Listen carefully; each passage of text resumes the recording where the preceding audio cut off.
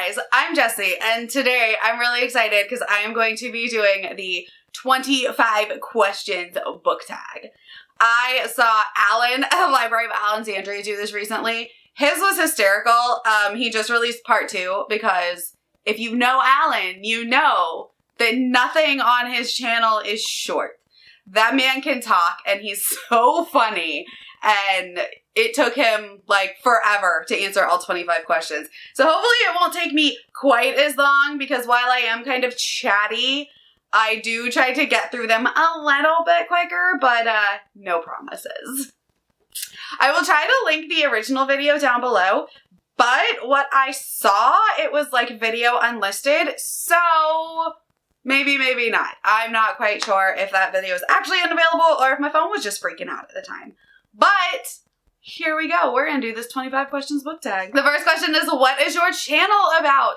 Well, it's about books and a mom that reads them. As you can tell from the name of my channel, it is the Bookish Mom. So books and being a mom. Mainly books. I mainly talk about fantasy, some sci-fi books. I've definitely been trying to read more sci-fi lately.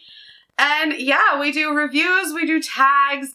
I like to do standalone book reviews. I think they're really fun. I also like to do recommendation videos where I take a trope and then I'm like, these 5 books have this trope. And I really enjoy doing that because I think they're really fun videos. They're ones that help me when I see other people do similar things. I'm like, okay, I like The Chosen One, so these books all have the Chosen One trope in them, or these books all have animal companions or found family or what have you. I really like those type of videos. I think tags are really fun, so I do a lot of tags, unboxings, stuff like that. I also do quite a bit of vlogging, which I haven't been doing lately, but I do plan to get back to the reading vlogs because they're fun and I like doing them, and people tend to like watching them, I think. On those, I give you kind of an inside look at my life more so. So yeah, that is what my channel is about. Question number 2 is, how old are you?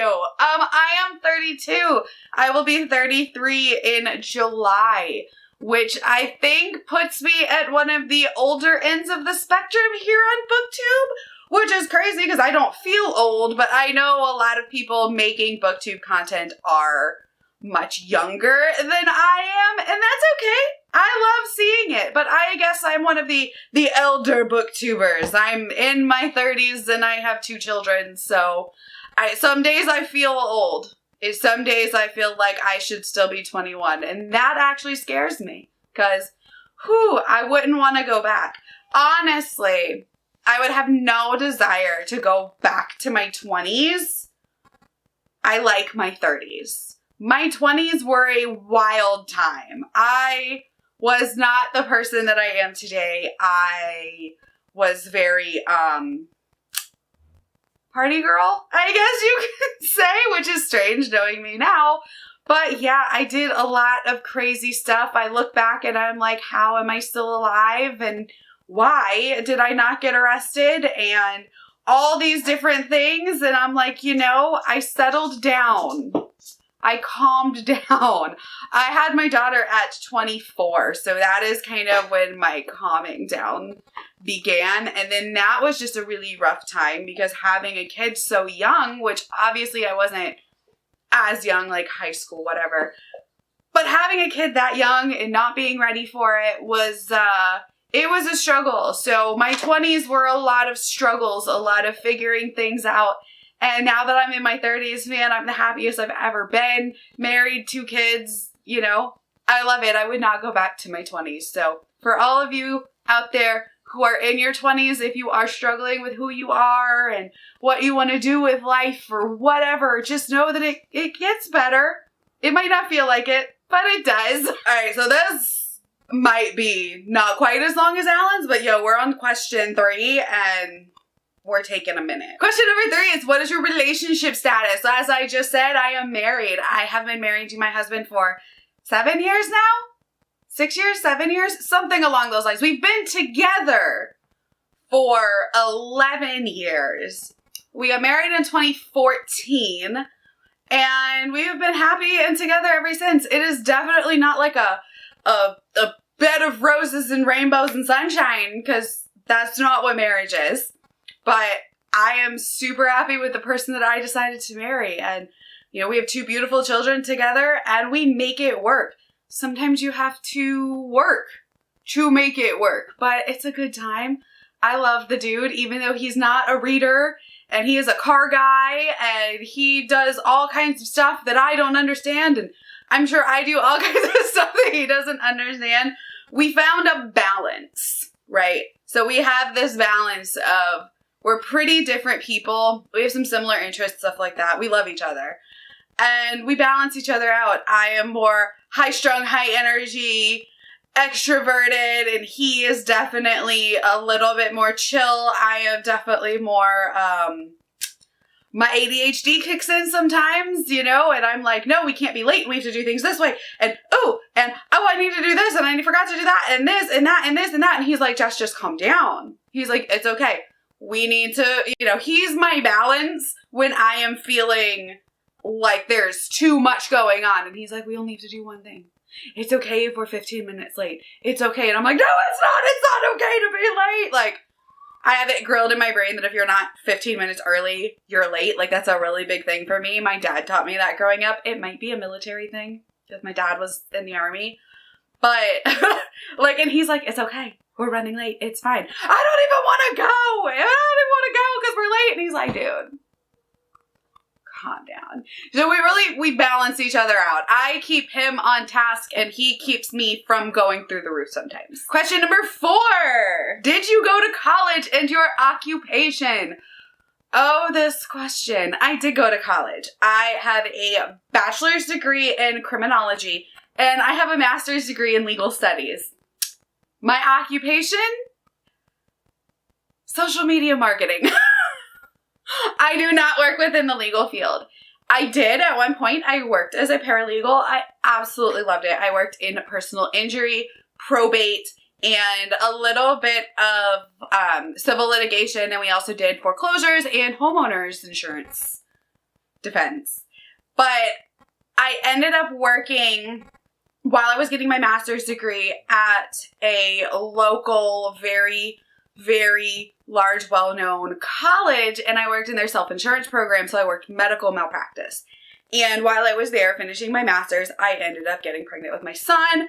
I didn't know it at the time when I, was hired. I told them right away, so I'd only been working there a month or 2 when I found out I was pregnant. I went in, I told them I knew I wouldn't get FMLA, paid leave, anything like that. Filled out all the appropriate paperwork. The next day, they came up to me and said, so you're within your probationary period and we don't think this is working out. So you are no longer employed here. And I was like, oh, what did you say? You are no longer employed. You're within your probationary period. We don't have to give you a reason. We just don't think it's working out. And, I handled it, I thought, really well. I asked them, I was like, okay, I totally understand. I was like, is there any advice you can give me going forward? Anything that I, didn't do up to your standards, anything I wasn't catching on with quickly enough, anything that I need to work on to better myself for the legal profession going forward and getting another job. And they're like, no, we don't have anything to tell you. And I was like, I know they don't have to, but that really pissed me off. Because I was like, just tell me. Like, if it's something I did that was wrong with the work that I was doing, please tell me and let me know, even if you don't want to keep me so I can better myself for the future. They wouldn't tell me. But the irony is the timing. The fact that I had just told them I was pregnant, just put in all this paperwork, and then you're going to tell me that it's no longer working out. It was pretty obvious in my mind that they terminated me because of my pregnancy. So, of course, I couldn't really get hired anywhere else at the time, because while it is not supposed to exclude you from any hiring, being pregnant is something that employers will look at and be like, we're not going to hire her just for reasons. And it's stupid, but it's a thing. And anyone that tells you that it's not a thing is lying to you, because while it is not legally supposed to be a thing, it is something that is very difficult to prove in court. And 9 times out of 10, you are not going to prove it, especially in a state like Florida, that is a right to work state. So they can terminate you at any time for any reason, don't have to give you a reason. So it's something that's very difficult to prove.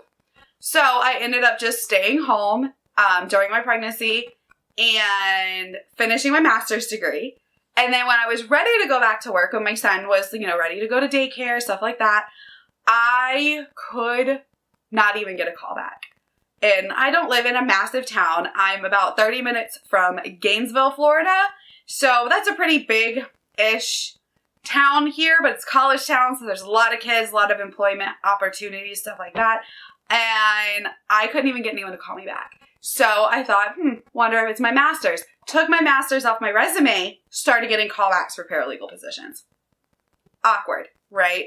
And then anytime I would go in for an interview, they would love me, right? You're so good. You know what you're talking about. Your resume is great. You are very educated. You have experience in the field, but we don't think that we can pay you what we believe that you're worth because of your master's degree. And I'm like, well, I'm willing to take the salary that you offered when I applied. And they're like, yeah, but we don't think that you'll stay long enough for it to be worth it for us. It was a whole thing.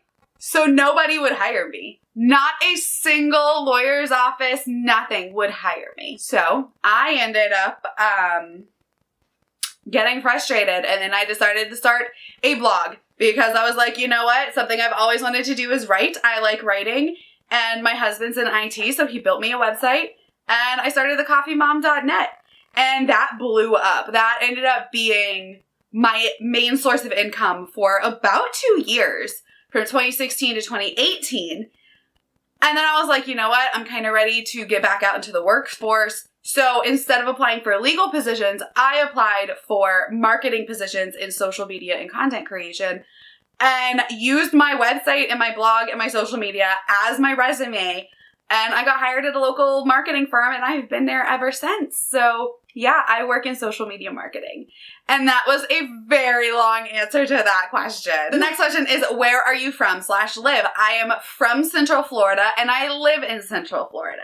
I did move away at one point. I lived in Asheville, North Carolina. I love it up there. It is beautiful. I went to high school there. And then I did end up coming back to Florida after graduation because I had what is called Florida Prepaid College. And that is like a prepaid college fund that your parents buy into. I think different states have different versions of it, but that is what I had. And if I would have stayed in North Carolina, I would have had to pay out-of-state tuition as a student there, even though I went to 4 years high school there.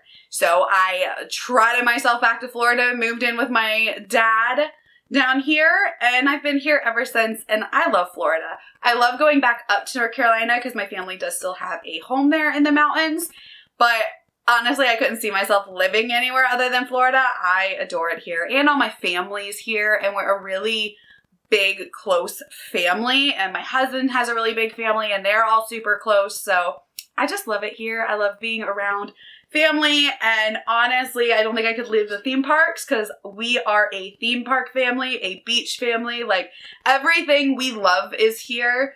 It's really great for my husband's business because he owns an automotive shop, and it is a performance automotive shop, and different state laws around like emissions and things like that. Florida is pretty good when it comes to emissions laws for performance vehicles.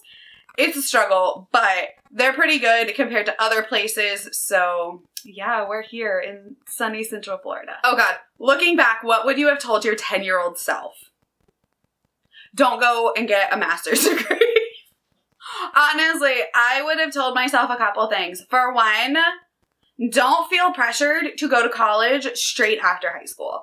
I think that is doing children a disservice. We go from treating 17-year-olds like children in high school to now you're a full-grown adult, take out these loans, know what you want to do for the rest of your life, and make this plan at 17, 18 years old.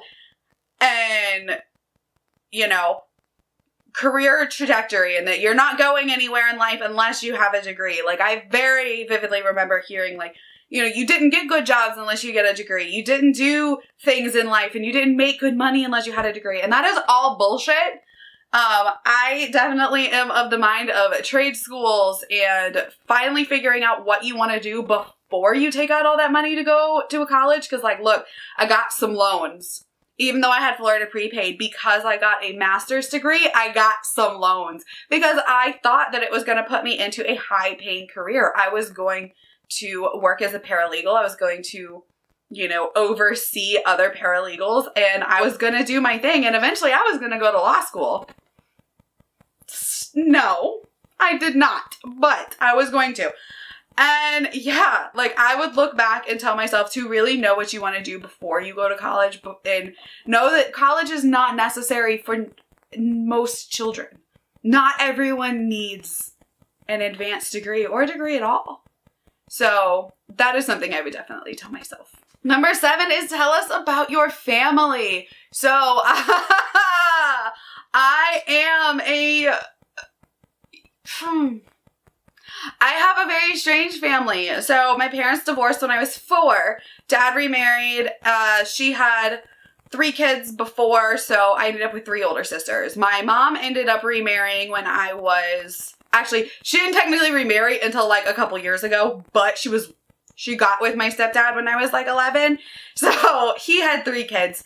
And they ended up becoming my older siblings. So I am the youngest of 7. I'm also biologically an only child, but I'm super close with all my siblings. I have a ton of cousins, all from the step families, different sides, because if it would have just been my mom and my dad, I would have had this tiny little family, and I ended up with this massive family.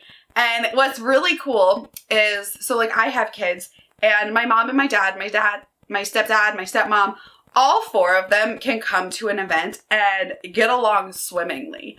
Like, I have seen times where the 4 of them have actually, like, spent time together without it being, like, a family event, without it being around me or my kids, and just, like, hung out together. So it is really, like, the dream divorce situation, I guess, because, like, everyone gets along well. Now, of course, as I was a child, when everything was fresh, I'm sure it wasn't like that, but my parents never talked negatively about each other. And then there's my husband's family. He has a massive family. He's got 2 sisters, a bunch of cousins. We're really close with his sisters, and, you know, he's the oldest, with the oldest sister has 2 kids that are similar in age to mine, and then she has a little baby who just is the cutest little thing. So I have, like 13, 14, something like that, nieces and nephews. Like, there's a lot of us, and we're all super close. Everything is not always, you know, sunshine and rainbows, but it's great. I am a big family person. I do as many, like, family get-togethers and cookouts and stuff as I can do because I had that growing up, and I want my kids to have that and spend time with their aunts and uncles and cousins and just have that big family experience. I love it. But I will not be having more kids. Everyone asks me that. Oh, are you going to have any more? No, I'm good. I have 2. I have a girl and I have a boy, and I'm good and I'm happy, and I did not want more than 2 children. Life is too expensive to have more than 2 kids. Oh, what is your favorite holiday? All of them. I love holidays. I love Thanksgiving. I love Christmas. I love Halloween. I love dressing up and taking the kids out, and I always dress up with them, and we do this like hayride around my dad's like neighborhood, because he kind of lives in the country and it's like dirt roads. Everybody hooks their buggies up and they have a trailer and they decorate the trailer into like a hayride. The houses go crazy decorating, and like this year there was like a Michael Myers and a Jason costume, and they were walking around like Halloween Horror Nights out in the country. And everybody knows everybody, and it's so much fun. The kids love it. I love it every once in a while, because everybody knows the neighbors. Every once in a while, they're handing out some adult beverages to people on the trailers, because why not? And it's just so much fun. I love holidays because of the time spent together and the memories made. And I just have always loved the holidays, except for July 4th. I hate the 4th of July. My birthday is the 3rd of July. So as you can imagine, the 4th of July sucks because everything is so expensive to travel around the 4th of July. Like, prices skyrocket when it's in season, especially here in Florida, and everything is super expensive because I always feel like I can't do anything for my birthday because everything is like so much more expensive, and everybody's got plans for the 4th of July, so like nobody cares about the 3rd of July, Jesse's little birthday, so it's probably the only one I don't like.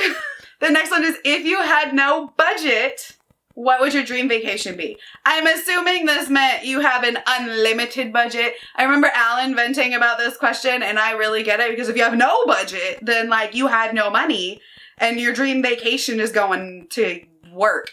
But if you have an unlimited budget, then you can go wherever you want. There's so many places I've always wanted to go. For me personally, I have always wanted to go to Australia.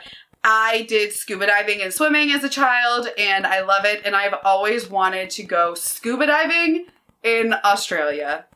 I just think it would be the coolest experience to see the Great Barrier Reef, to see the Sydney Opera House. And I want to go to Australia, and I could go see fish. Like, that would be cool, right? Like, at this point, I'd be like, I would like to go and see fish and go scuba diving around the Great Barrier Reef. I also would love to do a trip around Italy. So my husband, not very many generations back, has family from Italy. So they pretty recently had come over to the United States, I think like 2 or 3 generations ago. And I remember he always tells me about his grandma, who I never got to meet. She passed away before I met her, but she would make like homemade pastas and stuff from scratch and sauces. And she would always talk about, you know, going to Italy because she would go back and visit like friends and family over there. And I would love to have that experience, taking my husband to Italy and seeing kind of where his cultural roots are from, taking my children along, because, you know, I want to travel with my kids. I think traveling with your kids, while it is more difficult, it means so much because they are getting that exploration and just seeing different cultures and things like that. And, you know, taking them to Italy, they can see like that side of their cultural roots and like just do a trip down the entire country. And then the other place is Ireland. I actually have family who went there recently, and I have a very heavily Irish background in my family. And I remember different stories my dad would tell me about his like great grandfather who came over from Ireland and things like that. So I would love to go visit Ireland as well.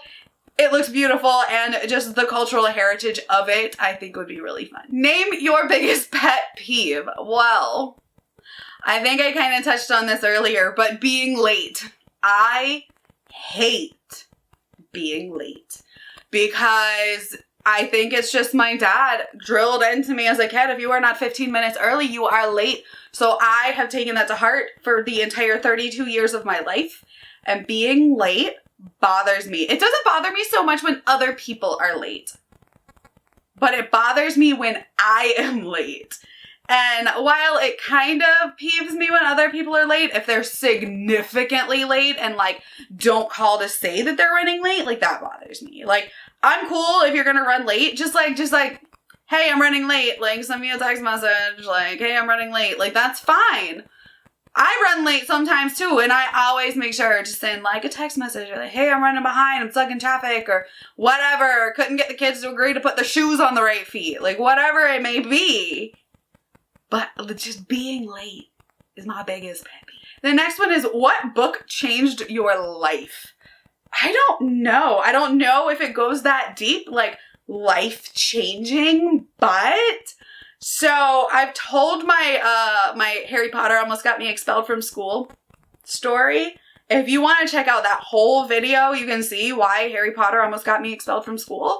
That's a fun time. I'll link it for you somewheres. But yeah, I want to say that one was a pretty big influence on me. It definitely, not even just the book, but that experience of almost getting expelled from school for reading a fictional book, like, put some stuff into perspective for me about different things and different ways that people take religion and warp it and use it for their own personal gain instead of like the true essence of what religion should be. that's a whole different conversation. But yeah, I want to say Harry Potter was a big one. And like as a kid, I remember reading a lot of Jack London.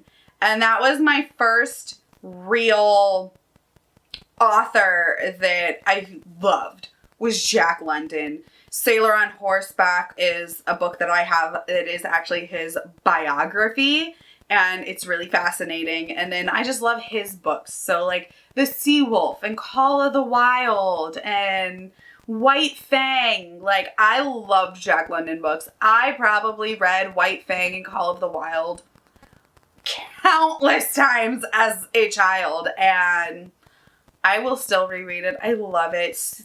Sea Wolf is probably my favorite Jack London book, and it's one that I don't think is talked about as much when people talk about Jack London, but it's fantastic. It's a great classic about whalers and this guy who gets stuck on a whaling ship and has to kind of join their crew even though he is not a whaler and he is not a rough and tumble. They found him from a like shipwreck. And it's a really good one. So, okay. So I said this wasn't going to be a super long video, but my camera is already saying that this has been a super long video. And we are not even halfway done. So grab some coffee, snack, come on back. I am not splitting this into 2 parts like Alan did. I'm going right through even this 45-minute tag video.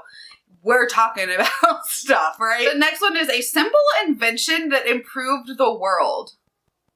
This is a very strange question. Like, it just doesn't seem to fit the flow. But there's so many. Like, I don't know if we would consider it simple, but the internet. The internet is something that significantly changed the world. Again, I wouldn't call it a simple invention, but it changed the world for sure. It changed the way we connect with other people. It changed the way we get our news. It changed the way we work and make income. It changed our knowledge base. It changed so much. And one thing I can think about is like my job, my career would not exist without the internet because I work in social media marketing and content creation. Like it wouldn't exist, right? Like there is obviously traditional marketing, but traditional marketing is kind of on its way out right now. Like it's not as big as digital marketing is. And it's something that is just, it's changed everything. The way we get our news. And I know people like to say that the world is so much worse now than it ever was before. And as somebody that's done, criminology, lots of researches on things and crime rates and stuff like that when I was in undergrad, actually, statistically speaking, the world is safer. We just see more of the crimes from other areas that are not our own because of the rise of the internet and like mass media. So there were more things like serial killers and kidnappings and things like that way before, but now we have the technology that allows us to see what is going on in areas that are not our own, whereas a lot of times in the past, the not so far away past, you really only saw what happened in your local area. You really only got your local area's news and then like the massive national news. But like now we see so much more. So yeah, the internet really changed the way we live our lives. So I want to go with that one, even though it's not technically a simple invention. All right. So editing Jessie here. This video is long. I had over an hour of footage. So this is going to be the end of part 1 to this video. I will upload part 2 on Friday because I don't think you want to watch a full hour video of me answering 25 questions. Like it is long and I'm sorry, but man, I had a lot of fun doing this. So hope you guys enjoyed the first half of this video. I did not plan for it to be this long, but I just get a little long-winded sometimes. So enjoy, come back Friday and see part 2, and I will see you next time. Bye.